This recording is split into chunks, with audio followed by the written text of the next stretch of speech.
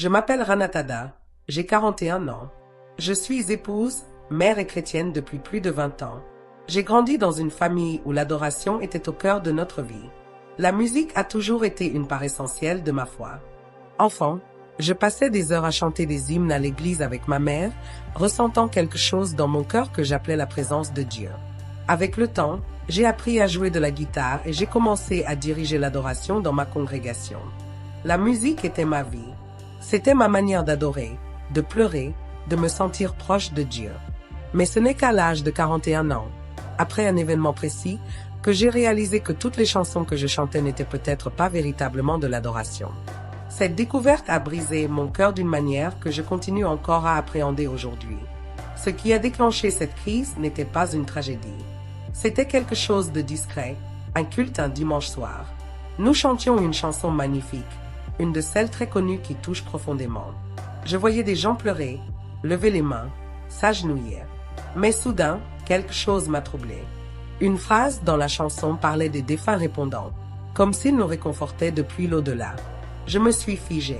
Cela n'était pas biblique. Il n'y avait aucun fondement dans la parole pour cela.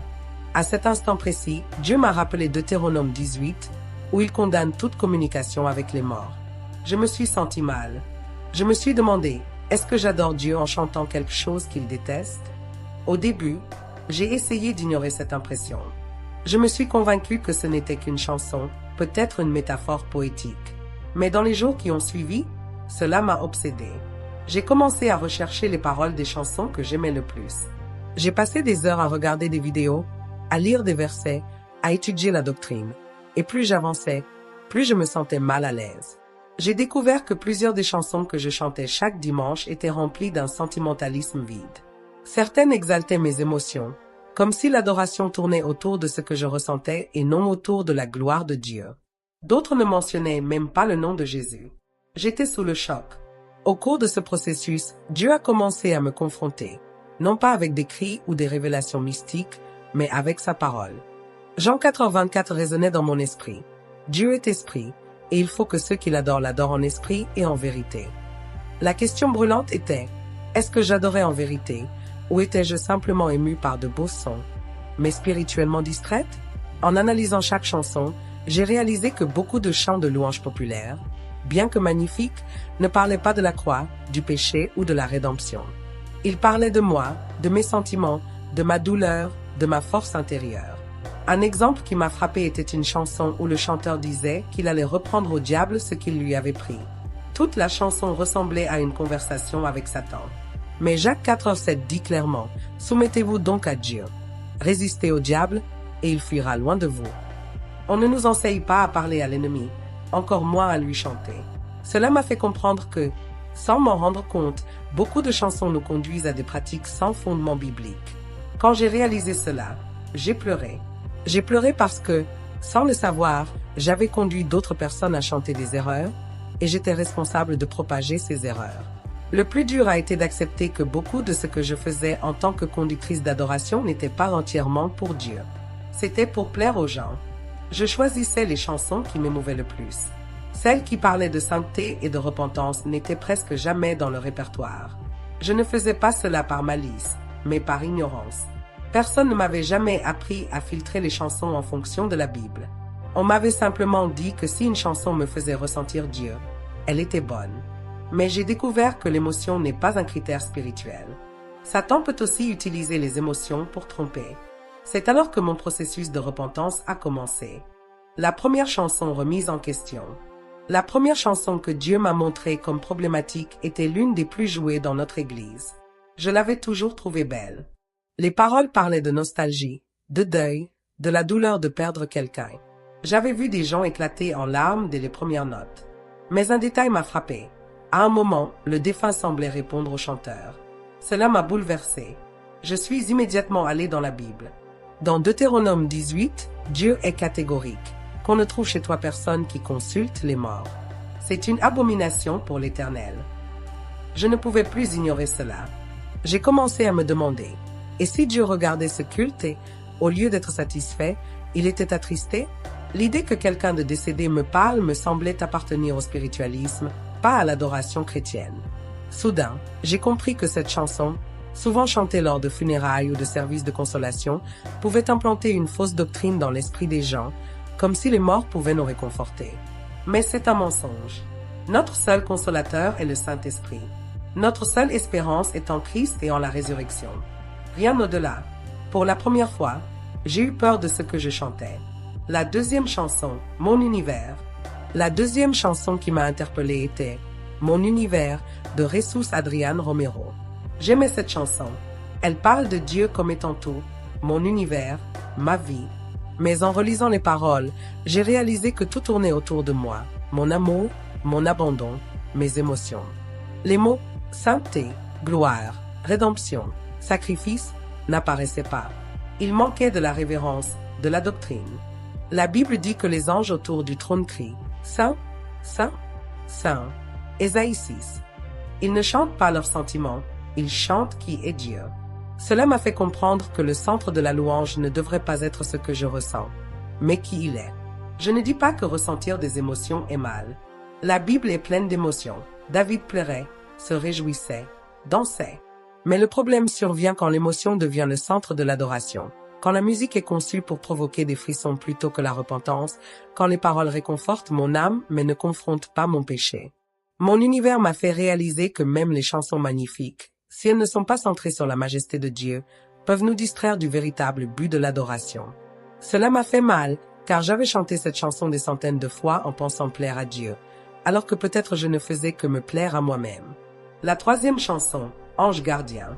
Une autre chanson qui m'a profondément fait réfléchir était Ange gardien, d'Annette Moreno.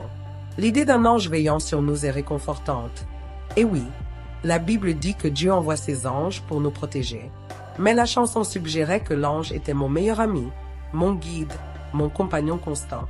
Et où était Jésus dans cette histoire? Il n'était même pas mentionné.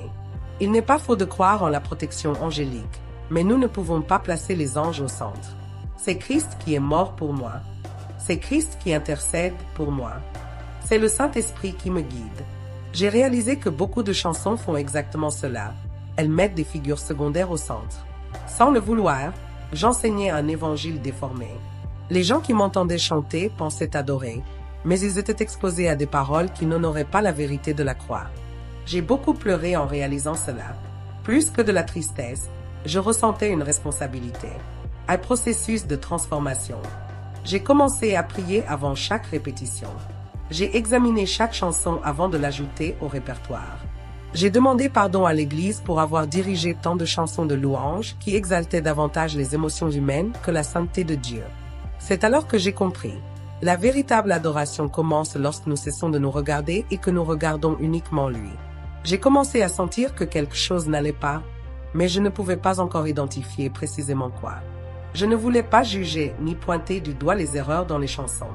Au contraire, je voulais continuer à adorer comme je l'avais toujours fait. Mais après ce culte, je ne pouvais plus chanter sans ressentir un poids étrange sur ma poitrine. C'était comme si je faisais quelque chose de machinal. Je connaissais les paroles par cœur, les accords, les arrangements, mais mon esprit semblait distant. Je me suis demandé, est-ce que Dieu reçoit vraiment cette louange? Ou est-il silencieux, attendant que je remarque ce qui ne va pas? Cette question m'a hanté pendant des jours. J'ai essayé d'en parler à des amis de l'Église, mais ils m'ont dit que je devenais trop critique. L'un d'eux m'a même dit, Ranatada, arrête. Si la musique touche ton cœur, elle vient de Dieu. Mais au fond de moi, quelque chose me disait que ce n'était pas tout à fait juste. Je commençais à me sentir seul dans cette inquiétude. Et en même temps, j'avais peur d'exagérer, de trop spiritualiser.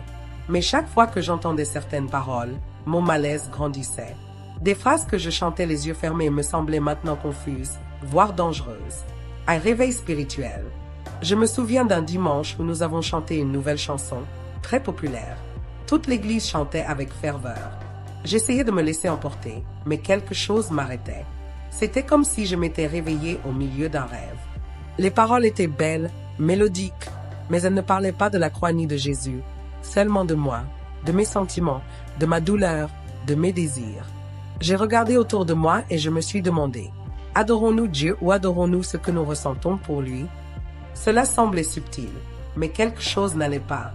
C'était comme si le centre s'était déplacé, et personne ne l'avait remarqué. Je n'ai pas eu le courage d'en parler au pasteur tout de suite. Je ne voulais pas causer de troubles ou sembler légaliste, mais j'avais besoin de comprendre.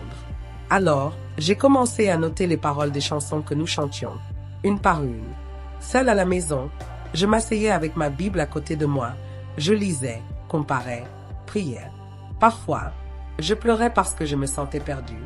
C'était comme si ce que j'avais toujours appelé adoration me glissait entre les doigts. Et ce qui était encore plus douloureux, c'était de penser que pendant des années, j'avais chanté ces chansons sans me poser de questions et que j'avais conduit d'autres sur ce chemin. La responsabilité de l'adoration. Au cours de ce processus, j'ai réalisé que certaines chansons semblaient plus destinées à flatter notre ego qu'à exalter Dieu. Des chansons disaient des phrases comme « Je vais reprendre, je vais conquérir, le diable rendra tout ce qui est à moi ». Et je me suis demandé, où est-ce dans la parole? Qui a dit que c'est ainsi qu'on gagne? Je me suis souvenu de Jacques 4h7, soumettez-vous à Dieu, résistez au diable. Mais je ne voyais personne chanter sur la soumission, seulement sur la victoire personnelle. Cela m'a profondément troublé. J'ai commencé à comprendre que le problème n'était pas seulement dans les paroles, mais dans ce que nous recherchons en chantant. C'était comme si l'adoration était devenue un moyen de réconfort émotionnel, quelque chose pour nous faire sentir mieux plutôt que pour exalter la sainteté de Dieu. Cette pensée m'a effrayée, car si c'était vrai, qu'avais-je fait de mal sans le savoir? Les chansons étaient-elles devenues une distraction spirituelle? Même avec de bonnes intentions? L'Église était-elle bercée par de belles mélodies tout en s'éloignant lentement de ce qui est saint? Je n'avais pas de réponse, mais je sentais que je devais continuer. Je ne pouvais plus ignorer cela. Une quête de vérité. Un jour, j'ai pris un carnet et j'ai écrit en haut de la page « Qu'est-ce que la Bible appelle louange ?» Je voulais de la clarté. Je ne voulais plus me laisser guider uniquement par l'émotion ou la tradition de l'Église. J'ai commencé à chercher dans les psaumes, Jean, l'Apocalypse, tout ce qui pouvait me montrer à quoi ressemble une adoration qui plaît à Dieu. Une chose a commencé à se démarquer. La véritable louange dans la Bible exalte toujours qui est Dieu, pas qui nous sommes. Elle parle de sa grandeur, de sa justice, de sa puissance, pas de ce que je ressens ou de ce que je veux recevoir. Cela m'a fait voir mes choix sous un jour complètement nouveau. C'est dans cet esprit de recherche que je suis tombée sur une chanson que j'avais chantée des dizaines de fois, intitulée « Je te donne la gloire ». Jusqu'alors, elle me semblait parfaite. Elle disait que Jésus méritait la gloire pour avoir porté la couronne d'épines. C'était poétique. Mais en relisant le passage biblique, j'ai réalisé que les soldats avaient posé la couronne d'épines en se moquant, pas comme un véritable geste de couronnement. La véritable couronne de Christ vient dans la résurrection, dans la victoire sur la mort, pas dans l'humiliation. Cela m'a déstabilisé. J'ai compris que même des mots magnifiques, s'ils sont mal interprétés, peuvent mener à des doctrines déformées. Un changement dans l'adoration. J'ai passé des jours à réfléchir à cela. Je me souvenais combien de fois j'avais vu des gens émus par cette chanson. Je ne peux nier qu'elle est touchante. Mais je me suis demandé, est-ce que Dieu est satisfait d'une adoration née d'une erreur théologique? Ou attend-il de nous plus de zèle dans ce que nous lui offrons? Cela me faisait mal de penser que je pouvais offrir quelque chose d'incomplet, voire d'erroné, et pire encore, enseigner aux autres à faire de même. À partir de là, j'ai compris que le problème ne concernait pas seulement des chansons individuelles, mais la manière dont nous, en tant qu'Église, abordions l'adoration. Une autre chanson, la 5e, m'a profondément marquée. Elle était chantée avec autorité, avec force, disant que le croyant devait déclarer la guerre, arracher ce que le diable avait volé, reprendre ce qui lui appartenait. Moi-même, je l'avais chantée en criant, micro en main. Mais après avoir tout réexaminé à la lumière de la Bible, je me suis arrêtée et j'ai pensé, où la Bible me dit-elle de reprendre quelque chose à l'ennemi? N'est-ce pas Christ qui a vaincu le diable? N'est-ce pas lui qui restaure ce qui a été perdu? À aucun moment Jésus ne nous enseigne à affronter le diable avec des paroles humaines. Il utilisait toujours la parole. Je me suis souvenu de Jacques 4h7, soumettez-vous à Dieu. Résistez au diable et il fuira loin de vous. L'ordre est clair, d'abord se soumettre à Dieu, ensuite résister. Mais il n'y a aucun commandement de chanter ou de crier contre Satan comme si cela nous donnait une autorité. J'ai senti qu'il y avait quelque chose de très dangereux dans ces paroles. Elles nourrissent l'ego, mais ne renforcent pas nécessairement la foi. Cela m'a effrayée. Combien de fois avais-je chanté avec émotion, pensant mener une bataille spirituelle, alors que peut-être je ne faisais que nourrir ma chair, mon désir d'apparaître forte, ma vanité déguisée en foi. Tout cela me rongeait de l'intérieur. Il était difficile de dormir, difficile de répéter. Chaque chanson que j'entendais était désormais empreinte de tension, de doute. Ce qui était autrefois simple était devenu un champ de bataille en moi. Une transformation intérieure. Mais une chose était sûre, Dieu ne m'accusait pas, il m'éveillait. Et même si c'était douloureux, c'était aussi libérateur. Parce que maintenant, je comprenais que la véritable louange ne pouvait naître de l'ignorance. Elle devait venir de la vérité. Si je voulais continuer à adorer, je devais repartir de zéro, si nécessaire. C'est alors que j'ai compris le poids de la responsabilité que je portais. En tant que conductrice d'adoration, ce que je chantais dans le micro influençait la foi de ceux qui m'écoutaient.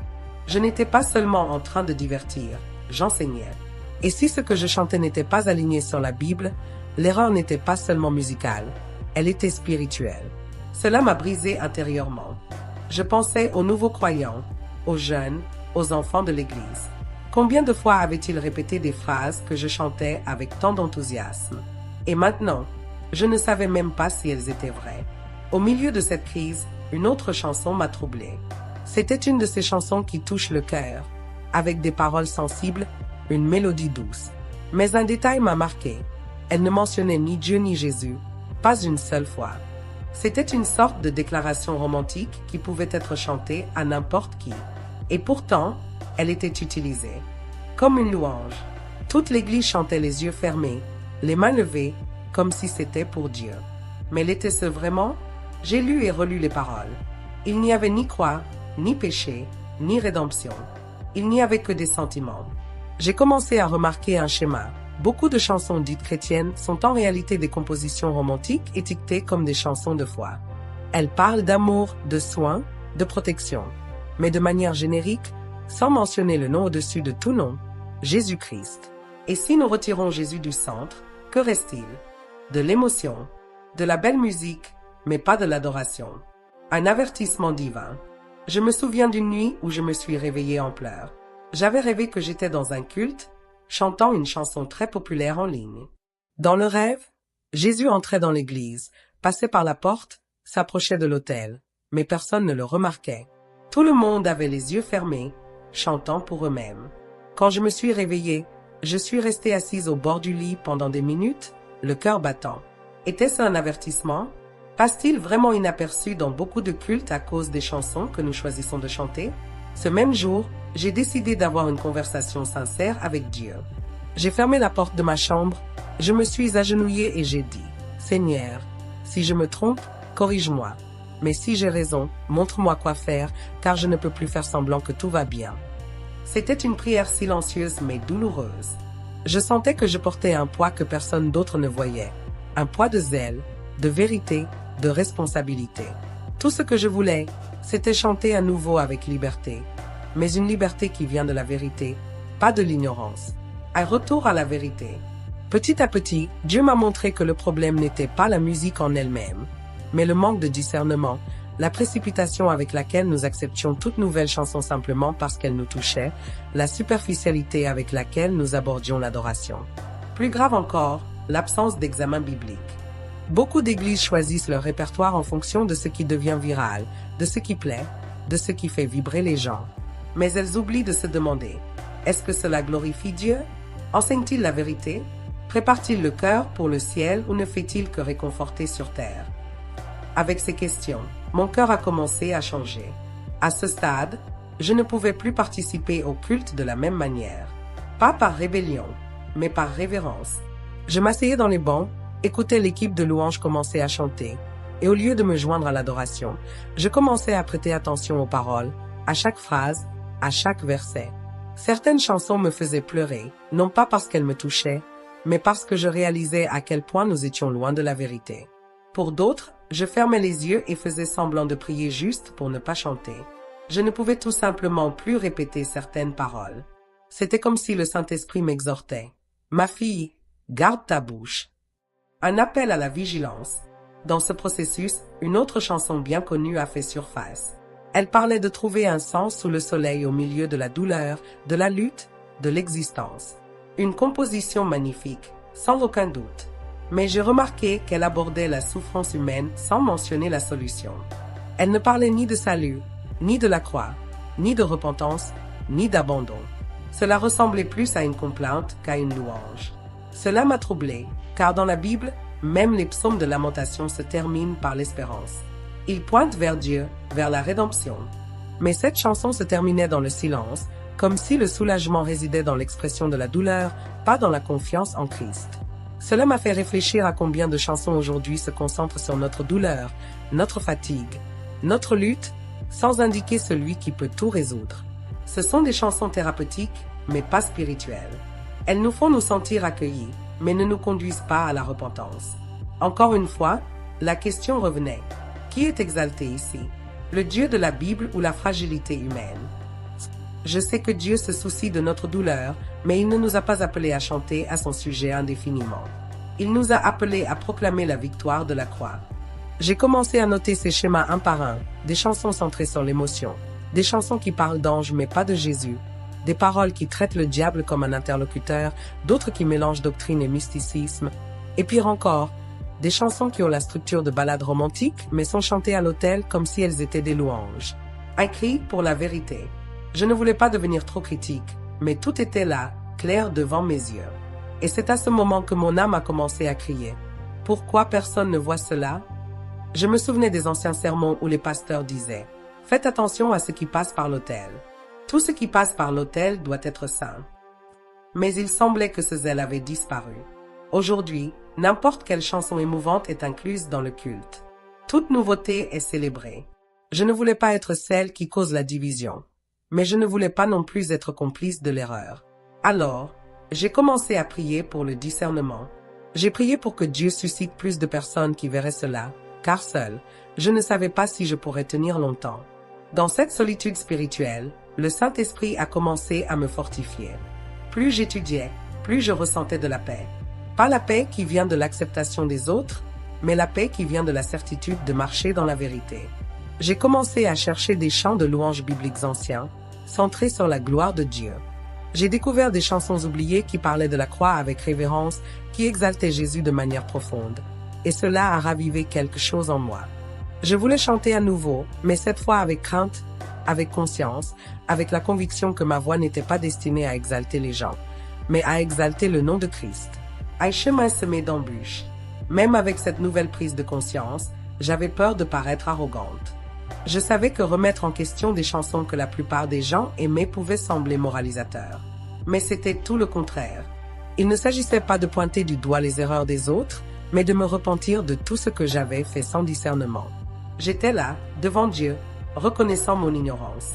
À cause de cela, je ne pouvais plus agir comme avant. J'ai commencé à refuser des invitations à chanter lors d'événements, à éviter les répétitions. Parfois, j'éteignais même la radio quand certaines chansons commençaient. C'était comme si l'esprit me disait « Tu en sais trop maintenant pour continuer à chanter cela. » C'est à ce moment que ma plus jeune fille, âgée de seulement 10 ans, m'a posé une question dans la voiture. « Maman, cette chanson qu'on chante à l'église, est-elle vraiment pour Dieu? » La question m'a prise au dépourvu. J'ai pris une profonde inspiration et j'ai répondu « Pourquoi, ma chérie ?» Elle a dit « Parce qu'on dirait qu'elle parle plus de moi que de Jésus. » Ce jour-là, j'ai pleuré sous la douche. J'ai vu que Dieu ouvrait aussi ses yeux, et cela m'a donné de l'espoir. Je n'étais pas seule. Le Saint-Esprit était à l'œuvre, comme s'il suscitait des voix silencieuses au sein même de l'Église, des gens ordinaires qui commençaient à sentir que quelque chose n'allait pas. Un appel à purifier l'autel. J'ai commencé à parler de tout cela à mon mari.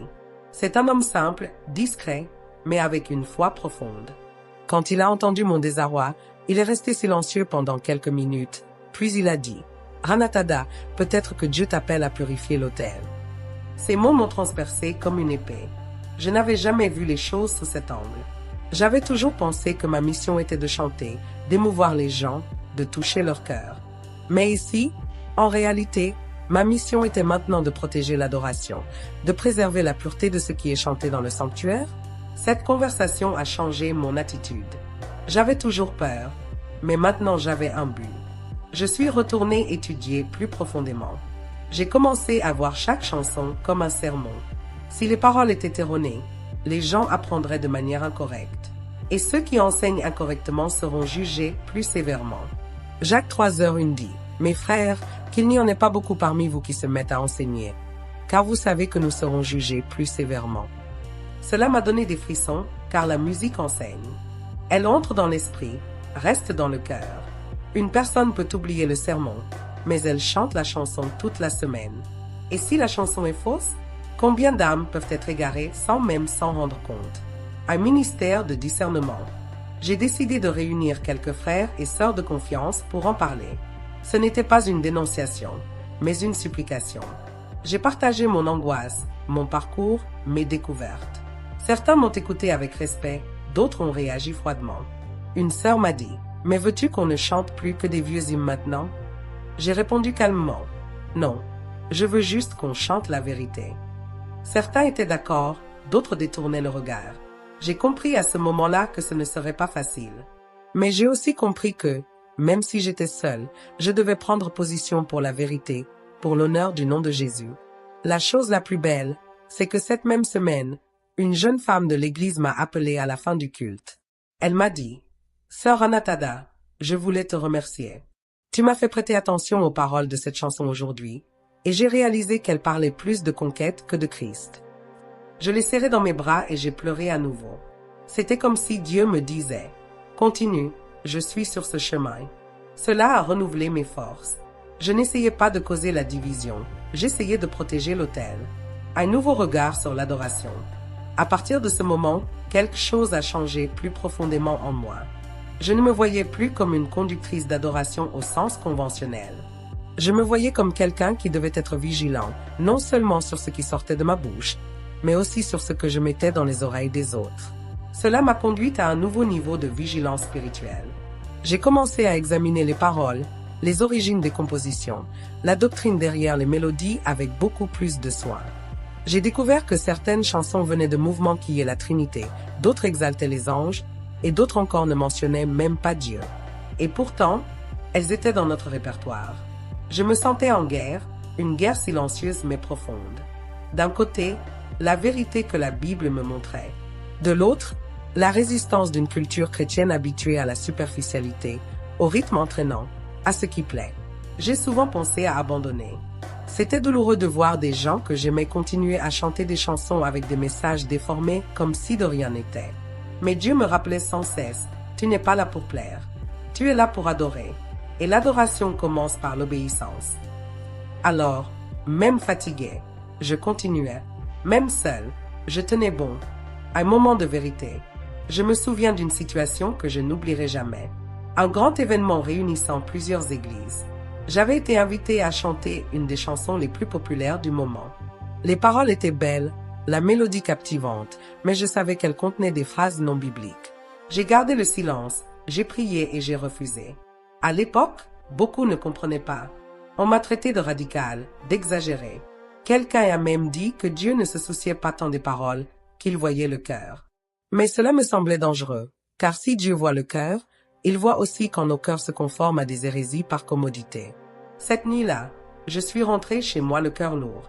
Je voulais appeler quelqu'un pour me confier, mais j'ai choisi de me taire. Je suis allé dans ma chambre, j'ai ouvert ma Bible et j'ai relu Jean 4:24. Dieu est esprit, et il faut que ceux qui l'adorent l'adorent en esprit et en vérité. La vérité, pas seulement l'émotion, pas seulement l'intention. La vérité. J'ai pleuré à nouveau, mais cette fois, ce n'était pas un cri de frustration. C'était un cri d'abandon. J'ai compris qu'il ne servait à rien d'essayer de m'intégrer dans un système qui ne correspondait plus à ce que Dieu me montrait. Si j'allais chanter, que ce soit dans la vérité. Si j'allais me taire, que ce soit par révérence. Un retour à la simplicité. À partir de là, j'ai commencé à composer mes propres chansons. Des chansons simples, sans prétention de succès, uniquement basées sur la Bible, la croix, le salut. Je suis revenu aux psaumes. J'ai médité sur les vieux hymnes, non pas parce qu'ils sont anciens, mais parce qu'ils sont profonds. Et j'ai réalisé que Dieu commençait à restaurer ma joie dans l'adoration. Une joie qui ne dépendait pas des applaudissements ni de l'ambiance. C'était une joie sereine, inébranlable, née de la conviction que la vérité glorifie plus que n'importe quelle harmonie vocale. Cela a tout changé en moi. Dans ce contexte, j'ai reçu une invitation à préparer un culte spécial pour les adolescents. J'avais peur de leur réaction. Leur génération est bombardée de musique moderne, de paroles superficielles et de refrains répétitifs. Mais j'ai accepté le défi. J'ai choisi des chansons de louanges bibliques centrées sur Jésus. Au début, l'atmosphère était gênante. Personne ne sautait, personne ne criait. Mais peu à peu, le silence s'est transformé en brisement. J'ai vu des larmes. J'ai vu des jeunes s'agenouiller. J'ai vu un garçon lever la main pour demander une prière. Et là, j'ai compris. La vérité touche encore. Cette génération peut être distraite, mais le Saint-Esprit continue de convaincre. Et quand il agit, aucune chanson célèbre ne peut rivaliser avec sa présence. Une paix retrouvée. Après ce culte avec les adolescents, quelque chose en moi s'est apaisé. Pour la première fois en des mois, j'ai dormi paisiblement. Pas parce que tout autour de moi avait changé, mais parce que quelque chose en moi était enfin aligné sur ce que Dieu voulait. J'ai réalisé que mon combat n'était pas contre les chansons, les gens ou l'Église. C'était une bataille pour la pureté. Et cette bataille commençait dans mon cœur. Il ne s'agissait pas d'être meilleure ou plus sainte que les autres. Il s'agissait d'être responsable de ce que je chante devant un Dieu saint. Un Dieu qui mérite plus que de jolies paroles. Il mérite la vérité. Avec cette compréhension, tout est devenu plus clair. Les paroles qui exaltaient l'ego, qui nous ordonnaient de prendre possession ou de déclarer la victoire, ne me séduisaient plus. Les chansons qui parlaient au diable, qui tentaient de lui arracher quelque chose par la force, me semblaient absurdes. J'ai compris que Jésus avait déjà remporté la victoire et que tout ce que je reçois vient de lui, pas d'un prétendu affrontement musical avec Satan. Il n'y a aucun verset biblique qui autorise ce genre d'attitude. C'est Christ qui restaure, qui guérit, qui rétablit. Et le centre de la louange doit toujours être lui, pas ma prétendue force spirituelle. Un ministère renouvelé. J'ai repris l'étude de la théologie avec plus de sérieux, non pas pour devenir experte, mais pour me protéger. J'ai compris qu'une église qui chante incorrectement finit par croire incorrectement. Et une foi sans fondement s'effondre tôt ou tard. J'ai commencé à enseigner cela discrètement dans de petits groupes. J'ai partagé des versets, expliqué des contextes, montré comment certaines chansons, même émouvantes, étaient déconnectées de la parole. À ma surprise, certaines personnes ont commencé à ouvrir les yeux. Ranatada, je n'avais jamais pensé à ça. Ai-je entendu plus de fois que je ne peux compter. Et chaque fois que je l'entendais, je sentais que ça valait la peine de continuer. Ce n'était pas facile, bien sûr. Il y avait encore de la résistance. Certains me trouvaient froide, extrémiste. Une sœur m'a même dit, « Tu es un esprit ». Mais je savais qu'il en était tout autrement. Je voulais que l'esprit coule librement, mais sans compromission. Car là où il y a un mensonge, il y a de la confusion. Et Dieu ne réside pas dans la confusion. Le Saint-Esprit agit lorsque la vérité est exaltée, lorsque Jésus est intronisé, lorsque l'autel est purifié. Un changement dans l'Église. La musique a du pouvoir. Elle peut édifier, mais elle peut aussi empoisonner. Chaque note doit donc être consacrée. J'ai commencé à voir la sélection des chansons comme une intercession. Je ne choisissais plus ce qui était beau, mais ce qui était vrai. Je priais avant de composer chaque liste de chansons. Parfois, je passais plus de temps à choisir une chanson qu'à répéter.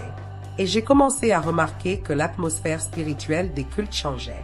Elle était plus sobre, plus profonde. Les gens ne criaient pas autant, mais pleuraient davantage. Ils ne sautaient pas, mais s'agenouillaient.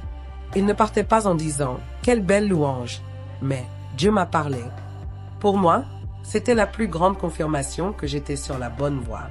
Mais le signe le plus marquant est survenu lors d'une réunion où personne n'attendait rien.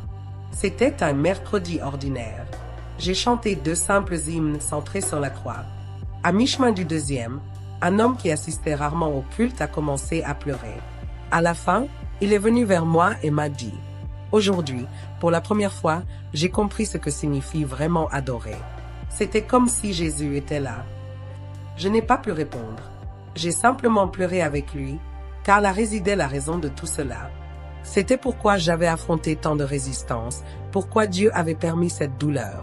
Pour que l'adoration redevienne ce qu'elle aurait toujours dû être, un véritable autel devant le trône. Une transformation durable.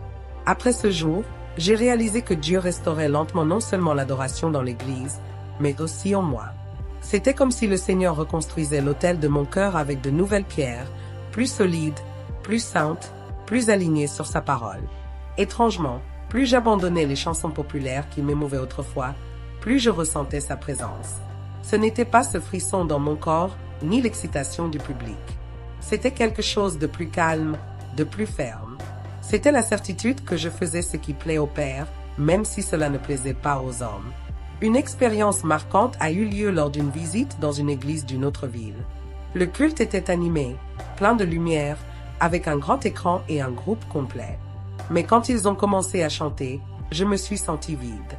Les paroles étaient belles, mais superficielles, répétitives.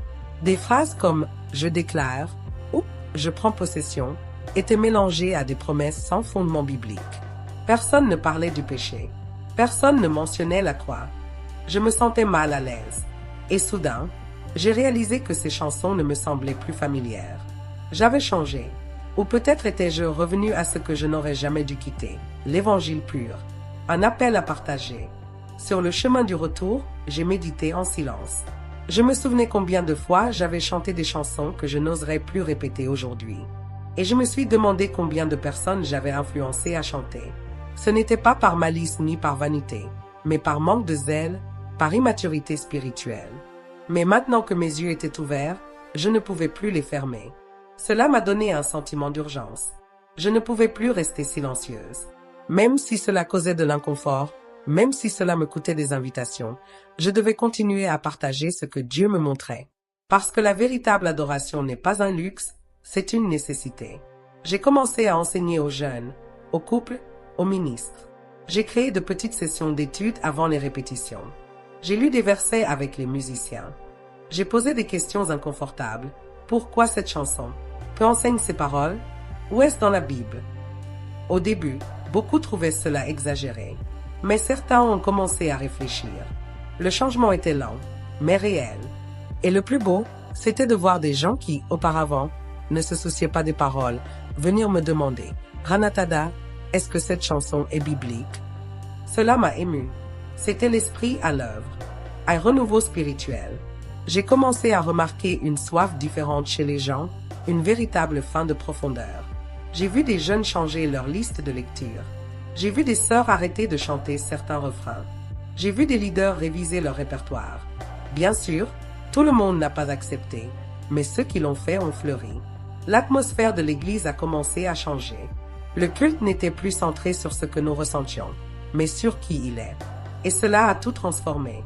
L'adoration est devenue plus centrée, plus révérencieuse. Nous ne chantions plus « Reprends ce qui est à toi », mais « Que ta volonté soit faite ». Pour moi, c'était le plus grand signe de maturité spirituelle. Et puis, quelque chose d'inattendu s'est produit.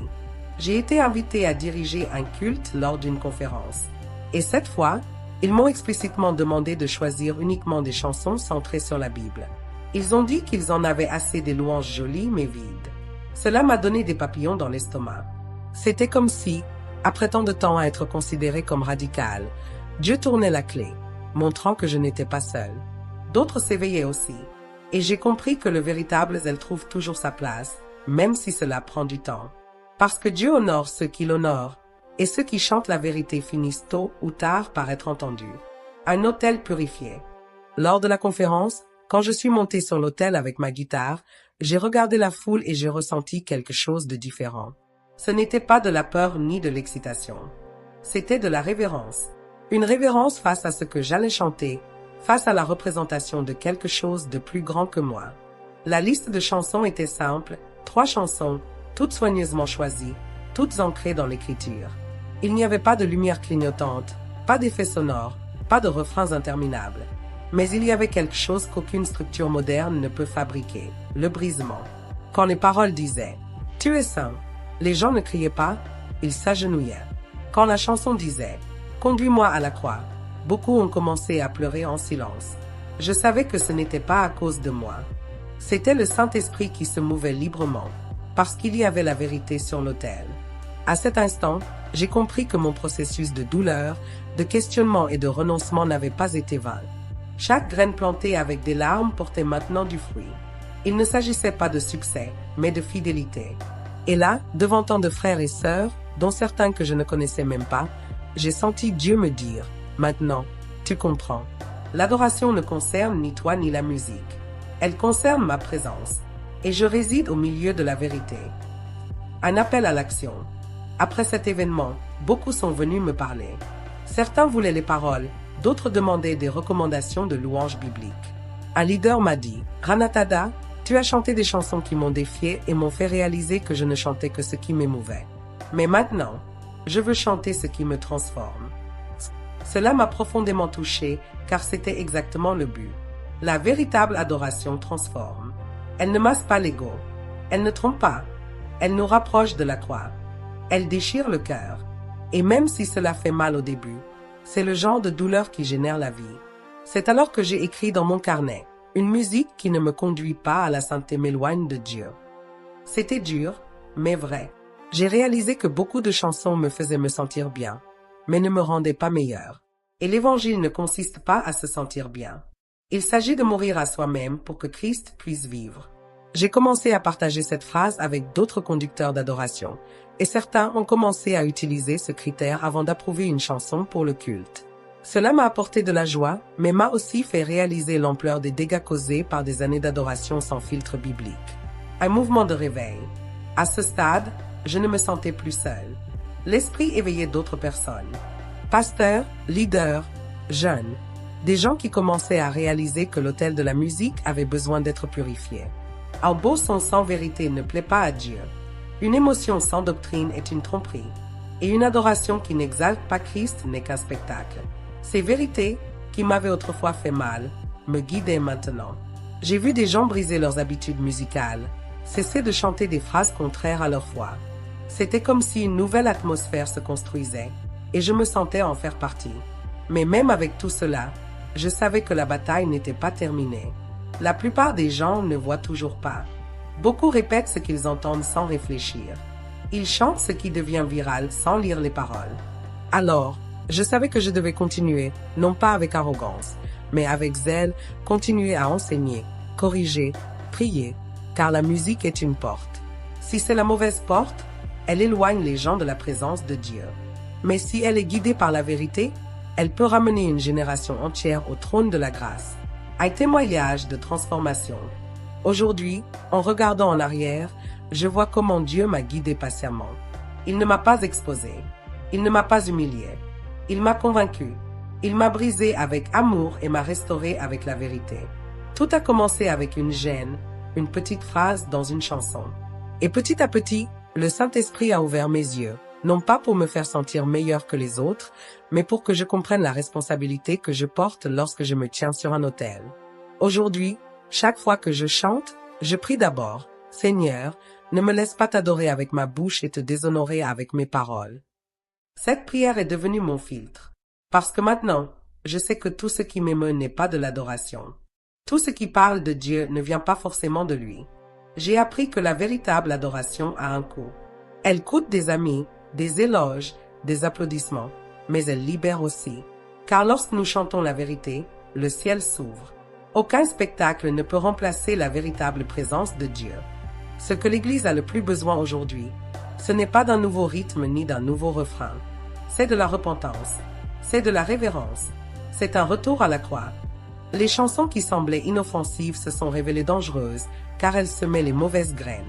Des graines qui détournaient l'attention, qui exaltaient l'homme, qui omettaient le nom de Jésus. Et quand nous chantons l'erreur, nous semons la confusion. Mais quand nous chantons la vérité, nous préparons le terrain pour un réveil. Un appel à l'éveil. Ce témoignage ne parle pas de moi. Il parle de ce que le Seigneur a fait avec moi. Il parle de la manière dont il m'a sorti de l'aveuglement spirituel et m'a appris le discernement. J'aime toujours la musique. Je chante toujours. Mais aujourd'hui, je le fais avec crainte. Et s'il y a une chose que j'ai apprise et que je veux vous transmettre, c'est ceci. Demandez avant de chanter. Lisez avant de répéter. Filtrez avant de vous laisser émouvoir. Parce que Dieu prend au sérieux ce qui sort de notre bouche. Et si nous allons l'adorer, faisons-le comme il l'a demandé, en esprit et en vérité. Pas de raccourcis, pas de mode, pas de superficialité. Ne laissez pas le Saint-Esprit crier. Parfois, il parle dans un détail des paroles, dans une phrase que vous avez toujours chantée sans y penser. Quand il vous le montre, ne vous endurcissez pas, ne discutez pas, ne justifiez pas. Écoutez et changez, car l'adoration qu'il veut ne vient pas d'une scène. Elle vient d'un cœur brisé, un cœur qui préfère chanter moins mais chanter correctement, qui préfère se taire plutôt que répéter un mensonge avec une belle voix, qui préfère être rejeté par les hommes plutôt que par le ciel. C'est l'adoration qui transforme. Et c'est cela qui a changé ma vie. Si vous êtes arrivé jusqu'ici, je veux vous dire quelque chose. Peut-être que Dieu vous éveille aussi. Peut-être qu'il utilise ce témoignage pour vous rappeler que l'autel n'est pas un lieu de vanité. C'est un lieu de renoncement. La musique est plus qu'un art, c'est un ministère. Ce qui sort de votre bouche doit être fidèle à ce qui est dans la parole, car le ciel écoute et l'enfer aussi. Quand l'Église chante incorrectement, elle s'expose. Mais quand elle chante la vérité, elle se fortifie, elle résiste à la tromperie, elle ouvre la voie à la gloire de Dieu. Un défi pour vous. Aujourd'hui, je continue avec mon carnet, ma Bible et ma guitare. Je continue à enseigner, à composer, à corriger, non pas parce que je suis parfaite, mais parce que j'ai été éveillée, et maintenant je ne peux plus me taire. Je sais ce qui se passe quand l'Église chante sans réfléchir. Et je sais ce qui se passe quand elle chante avec discernement. Si ce témoignage a un but, c'est de vous ramener à la vérité. Soyez de la génération qui purifie l'autel, qui a du zèle pour la doctrine, qui chante avec compréhension. Car il y a du pouvoir dans les mots. Et quand les mots exaltent Jésus, le ciel répond. Maintenant, c'est à vous. Si ce témoignage a touché votre cœur, je vous invite à faire plus que simplement aimer ou partager. Je vous invite à réfléchir. Quelle chanson avez-vous chantée devant Dieu? Qu'avez-vous répété avec votre bouche? Est-ce en accord avec la parole? Ce n'est pas une question rhétorique. C'est un appel à la vigilance. Écrivez dans les commentaires. Quelle chanson avez-vous remarqué qui était en désaccord avec la Bible? Avez-vous déjà traversé ce processus de discernement à l'autel? Connaissez-vous d'autres chansons qui semblent chrétiennes mais n'exaltent pas vraiment Christ? Partagez votre témoignage. Que vous soyez leader, musicien, intercesseur ou simplement un chrétien qui chante de tout son cœur, votre expérience peut ouvrir les yeux d'autres frères et sœurs. La vérité libère, mais elle doit aussi être proclamée. Si vous n'y avez pas encore pensé, priez, demandez du discernement. Prenez votre Bible et lisez les paroles des chansons que vous chantez. Commencez aujourd'hui, une chanson à la fois. Et si vous avez besoin d'aide, nous sommes là. Cette communauté n'est pas faite de gens parfaits, mais de gens éveillés. Ancrez cette vérité dans votre cœur. Tout ce qui émeut n'est pas de l'adoration. Tout ce qui devient viral n'édifie pas. Et toute chanson qui parle de Dieu ne vient pas forcément de Dieu. Partagez ce message avec les conducteurs d'adoration. Envoyez-le à votre groupe d'église. L'autel a besoin d'être purifié. Et tout commence par un choix simple, chanter la vérité. Que le Seigneur vous bénisse, vous donne du discernement et vous utilise pour élever un nouveau son, pur, saint et plein de gloire.